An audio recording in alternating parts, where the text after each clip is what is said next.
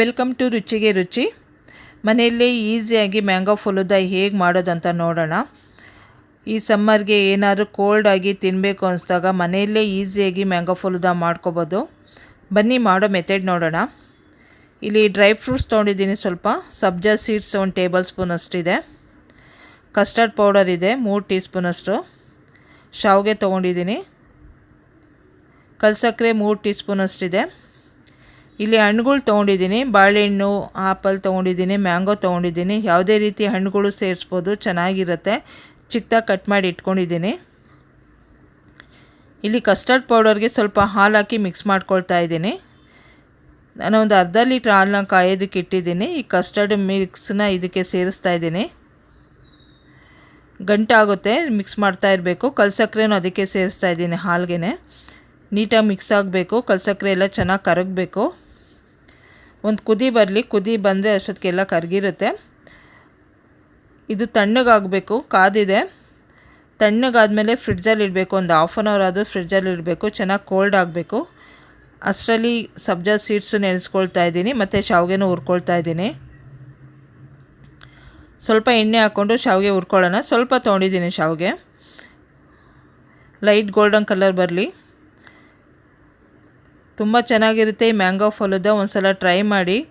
ಯಾಕಂದರೆ ಈ ಸಮ್ಮರಲ್ಲಿ ಕೋಲ್ಡಾಗಿ ಏನಾದರೂ ತಿನ್ನಬೇಕು ಅನಿಸಿದಾಗ ಈಸಿಯಾಗಿ ಮನೆಯಲ್ಲೇ ಮಾಡ್ಕೋಬೋದು. ಈಗ ನೀರು ಹಾಕ್ಕೊಳ್ತಾ ಇದ್ದೀನಿ. ಒಂದು 5 ನಿಮಿಷ ಕುದಿ ಬಂದರೆ ಸಾಕು. ಚೆನ್ನಾಗಿ ಬೆಂದಿರುತ್ತೆ ಶಾವಿಗೆ ಎಲ್ಲ. ನೋಡಿ ಬೆಂದಿದೆ. ಇದು ನೀರೆಲ್ಲ ಸೋಸ್ಕೊಳ್ಳೋಣ. ಶಾವಿಗೆನೂ ಅಷ್ಟೇ ಚೆನ್ನಾಗಿ ತಣ್ಣಗಾಗಬೇಕು. ತುಂಬ ಚೆನ್ನಾಗಿರುತ್ತೆ. ಒಂದು ಸಲ ಟ್ರೈ ಮಾಡಿ. ನಿಮ್ಗೆ ಇಷ್ಟ ಆದರೆ ಲೈಕ್ ಮಾಡಿ, ಶೇರ್ ಮಾಡಿ. ಅಷ್ಟರಲ್ಲಿ ಒಂದು ಮ್ಯಾಂಗೋನ ನಾನು ಮಿಕ್ಸಿಗೆ ಹಾಕ್ಕೊಳ್ತಾ ಇದ್ದೀನಿ. ಏಕೆಂದರೆ ಇದು ಕಸ್ಟರ್ಡ್ ಮಿಲ್ಕ್ ಇದೆಯಲ್ಲ, ಅದಕ್ಕೆ ಸೇರಿಸ್ಕೊಳ್ಳೋದಕ್ಕೆ ಈ ಥರ ಮಿಕ್ಸಿಗೆ ಹಾಕಿ ಸೇರಿಸ್ಕೊಂಡು ಮಾಡೋದ್ರಿಂದ ತುಂಬ ಚೆನ್ನಾಗಿರುತ್ತೆ. ಫಲೂದಾ ತುಂಬ ಟೇಸ್ಟಿಯಾಗಿ ಬರುತ್ತೆ. ಸ್ವಲ್ಪ ನೀರು ಹಾಕ್ಕೊಂಡು ನಾನು ಗ್ರೈಂಡ್ ಮಾಡ್ಕೊಳ್ತಾ ಇದ್ದೀನಿ. ಏಕೆಂದರೆ ಅದು ಗಟ್ಟಿ ಆಗುತ್ತೆ ಅಂತ ಅಷ್ಟೇ. ಸ್ವಲ್ಪ ನೀರು ಹಾಕ್ಕೋಬೇಕು, ಜಾಸ್ತಿ ಬೇಡ. ಹಾಲು ಎಲ್ಲ ಕೋಲ್ಡ್ ಆಗಿದೆ. ಈಚೆ ತೆಗೆದಿಟ್ಟಿದ್ದೀನಿ ನಾನು. ಈಗ ಗ್ರೈಂಡ್ ಮಾಡಿ ಅದಕ್ಕೆ ಮಿಕ್ಸ್ ಮಾಡಬೇಕಷ್ಟೇ.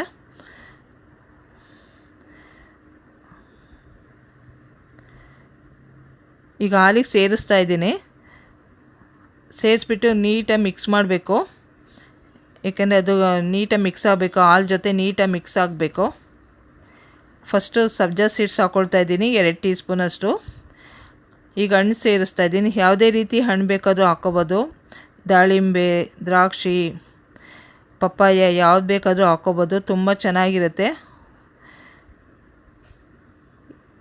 ನಾನೀಗ ಕಸ್ಟರ್ಡ್ ಮಿಲ್ಕ್ ಹಾಕ್ಕೊಳ್ತಾ ಇದ್ದೀನಿ. ಒಂದು 3 ಸ್ಪೂನಷ್ಟು ಹಾಕ್ಕೊಳ್ತಾ ಇದ್ದೀನಿ. ಶಾವಿಗೆ ಹಾಕ್ಕೊಳ್ತಾ ಇದ್ದೀನಿ. ಶಾವಿಗೆನೂ ಅಷ್ಟೇ 2 ಸ್ಪೂನ್ ಇರಲಿ. ಮತ್ತು ಫ್ರೂಟ್ಸ್ ಹಾಕ್ಕೊಳ್ತಾ ಇದ್ದೀನಿ.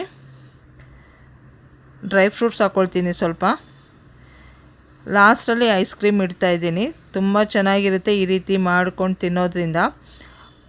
1 ಟೇಬಲ್ ಸ್ಪೂನಷ್ಟು ಹಾಕ್ತಾಯಿದ್ದೀನಿ ನಾನು ice cream. Vanilla ice cream ಇಡ್ತಾಯಿದ್ದೀನಿ. ನಿಮಗೆ ಯಾವ ಫ್ಲೇವರ್ ಬೇಕಾದರೂ ಇಟ್ಕೋಬೋದು, ಚೆನ್ನಾಗಿರುತ್ತೆ.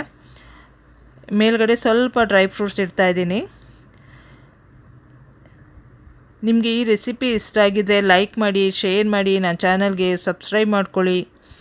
ಹೊಸ ವಿಡಿಯೋ ಅಪ್ಲೋಡ್ ಮಾಡಿದಾಗ ಫಸ್ಟು ನಿಮಗೆ ನೋಟಿಫಿಕೇಷನ್ ಬರುತ್ತೆ. Thank you.